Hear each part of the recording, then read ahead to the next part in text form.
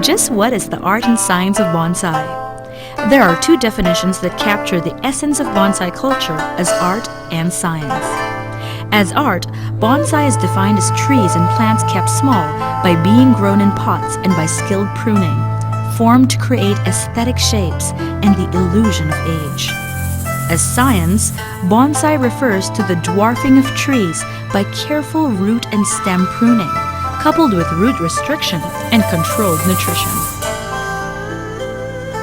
In practice, the two definitions complement each other, with science often ruling what can and cannot be done in the art of transforming a plant into bonsai. Bonsai culture follows several general steps. Step 1 is the selection of material. As a general rule, select plants native to your area. If you're in the tropics, it will be difficult, if not impossible, to nurture plants that are from the temperate zone. Hardwood species are ideal bonsai material, although there are some shrubs and bush plants that make for beautiful bonsai. There are plant nurseries that grow bonsai material, but many enthusiasts rely on diggers who collect material from the wild. Although not advisable from the point of view of environmental conservation, bonsai material collected from the wild are valued because they already have the look of age, having been exposed to wind, sun, tidal action, and other natural weathering and aging conditions. Once a material is selected, step 2 ensues, which is placing the material in a training pot. First, to let it recover from the trauma of uprooting and defoliating, then to allow it to grow new roots and foliage. The process can take several months, even a year or two, aided along the way by root and foliage growers and other fertilizers that hasten growth and establishment. Step 3 continues with the training of the plant, this time with the aid of copper wires that shape the trunk, branches and twigs to achieve the desired bonsai style. There are several such styles. Let's listen to bonsai artist and KPSB founding member El Rey Nocido enumerate and explain what some of these styles are. The most common bonsai design that you would hear are the formal upright, the informal upright, slanting, twin trunk, double trunk, raft, root connected, windswept, cascading, root clasping, and rock grown. Beside me is a raft style. This is mulawing daga. Common name is mulawing daga. The scientific name is Vitex crenata. Okay, in this model, you can see that there are trees in front of you, giving a perspective that somewhere you're looking at the view that there is a close tree very close to you, and there are trees that are a little far from you, and the height are not on the same level.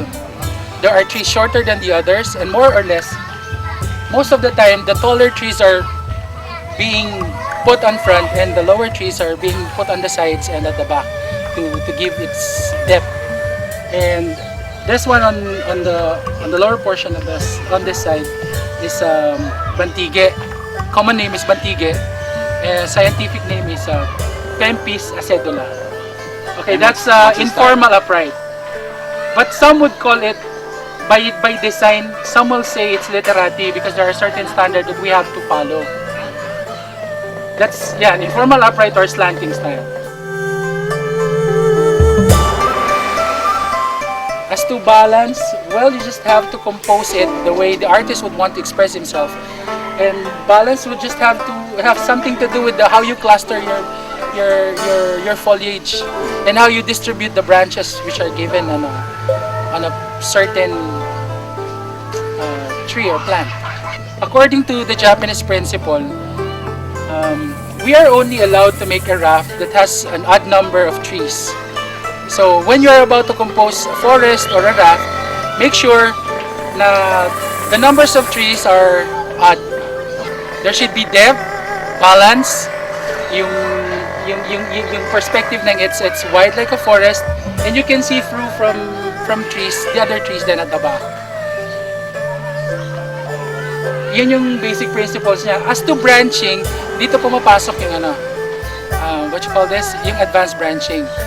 In making a bonsai, there are Japanese principles that we should follow, and if you cannot follow that, you should work on the given. In principle of forest style, you will work on the given to get the 3 basic elements of bonsai. When it comes to design, there should be balance, symmetry, and harmony.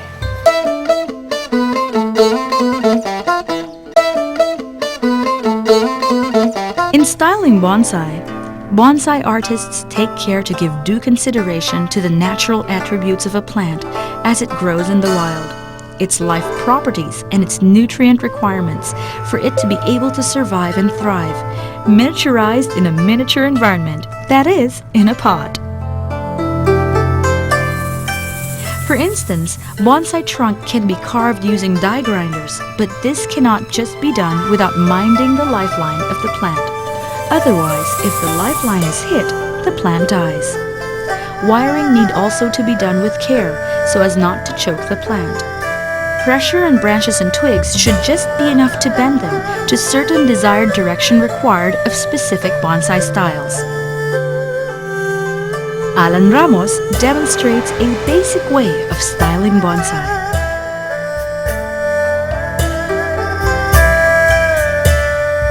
Ako po si Alan Ramos.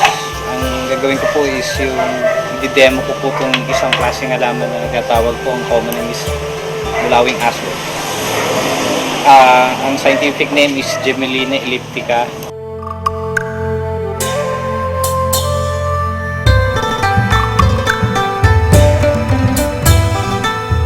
Tools po na gagamitin is yung branch cutter, pamputol-putol ng mga malalaking branches, yung trimming scissors,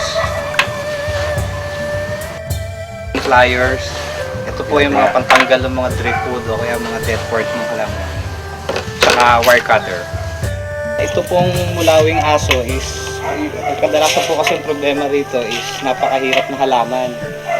Marami pong mga nag-die back dito kaya namamatay ng mga lower branches. Ito po yung original na front. Ang problema po kasi rito is yung meron tinatawag na sinok o kaya nawawala po yung taper ng puno. From dito sa base, maliit, tapos unti-unting biglang lalaki, tapos biglang liliit na naman po.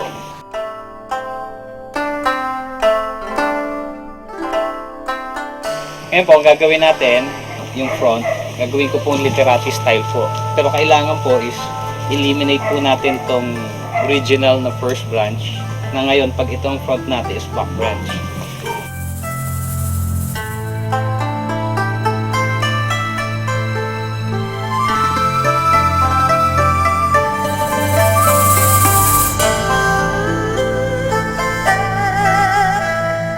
Ito po yung first branch. Nanggagaling po sa original na front ng halaman. Bali, pina-flatten ko lang po yung pinagputulan. Ang gamit po ng branch cutter is para malalim po yung cut para madaling mag-peel. Pag nag-cut po tayo ng malalaking sugat, is kailangan po maglagay ng sealer o kaya yung glue. White glue. Para hindi po ma-dehydrate o kaya pasukan ng fungus.